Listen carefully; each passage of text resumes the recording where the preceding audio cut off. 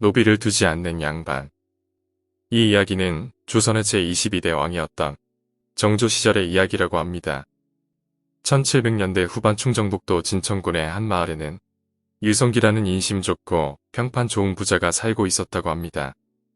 이 유성기라는 부자는 다른 악독한 양반들과는 다르게 원래 서자 출신으로 어렸던 시절에는 부친에게 버림받아서 모친과 굉장히 힘들게 살았다가 상업에 뛰어들어서 스스로의 힘으로 자수성가에 성공한 인물이었는데 밑바닥 생활을 한 적이 있어서 신분상 차이가 있는 사람들한테도 인자하게 대하는 편이라 마을에서도 평판이 좋았고 존경을 받았다고 합니다.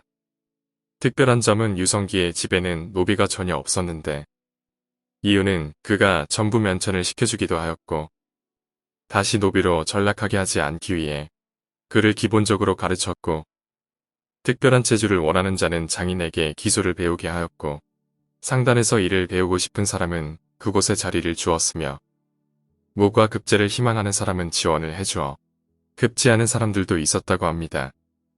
그러던 어느 아침 유성기가 아들과 함께 아침을 먹고 있는데 등에 아이를 업은 여자 거지가 열린 문으로 들어오더니 슬금슬금 밥을 먹는 곳까지 들어왔다고 합니다. 여자 거지는 말없이 대뜸국을 가져다가 그 자리에서 벌컥벌컥 절반을 마시더니 한마디 말도 없이 더러운 맨손으로 이런저런 반찬을 엉망으로 주어서 질겅질겅 씹어먹기 시작했습니다.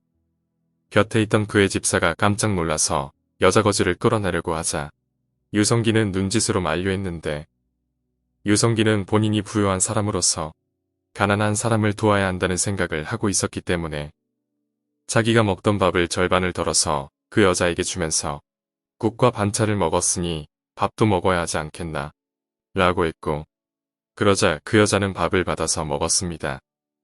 유성기는 옆에 있던 집사에게 다시 밥상을 차려오라고 했고 그 밥상 역시 여자 혼자 다 먹어치웠다고 합니다.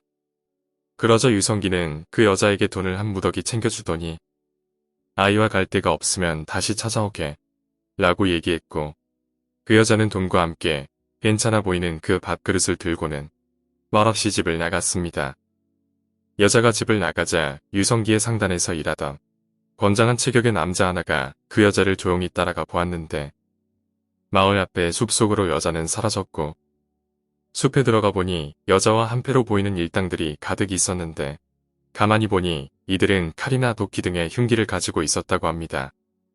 이 시기에 도망친 노비 등이나 산적들이 기승을 부리고 있던 시절이었는데 마을의 부자나 양반 등을 습격해 사람을 죽이고 재물을 약탈하던 일들이 자주 있었다고 합니다. 두목으로 보이는 자가 여자에게 물었는데 왜 이렇게 빨리 왔느냐? 라고 묻자 여자가 상황을 설명하면서 대답했는데 소문대로 인심이 너그러운 사람이라서 차마 그분에게 해를 끼칠 수는 없었습니다. 두목이 씩 웃더니 다시 말하기를 그 말을 들으니 나라도 그 사람은 괴롭히고 싶지 않다. 그런데 그러면서 돈과 그릇은 왜 가져왔느냐? 여자가 다시 대답하기를 만약 제가 돈과 그릇이라도 들지 않고 빈손으로 왔다면 저 혼자 해먹고 나서 두목을 속인다고 의심하지 않으셨겠습니까?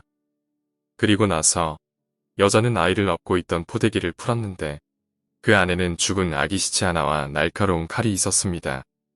두목으로 보이는 남자는 이 말을 듣고 그래, 우리들 중 머리 쓰는 건 네가 제일이니 이곳은 그냥 넘어가고 다른 곳으로 가자. 이렇게 말을 했는데 이 광경을 숨어서 지켜보던 남자는 유성기의 집으로 돌아가 자기가 목격한 바를 말했습니다. 유성기는 한동안 별말이 없다가 옆에 있던 집사에게 말하기를 이제부터 마을에 하루 세끼 가난한 자들을 위해 정해진 시간에 밥을 따로 준비해서 주도록 하게.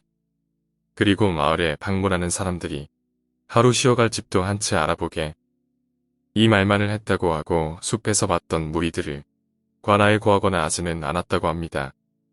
이후에도 근처 다른 마을에서 재물이 털리거나 양반이 죽는 일들이 일어났는데 유성기가 있던 이 마을만큼은 어떤 일도 일어나지 않았다고 합니다. 오늘 이야기는 여기까지입니다. 오늘 이야기가 재미있으셨다면 구독과 좋아요 부탁드립니다. 감사합니다.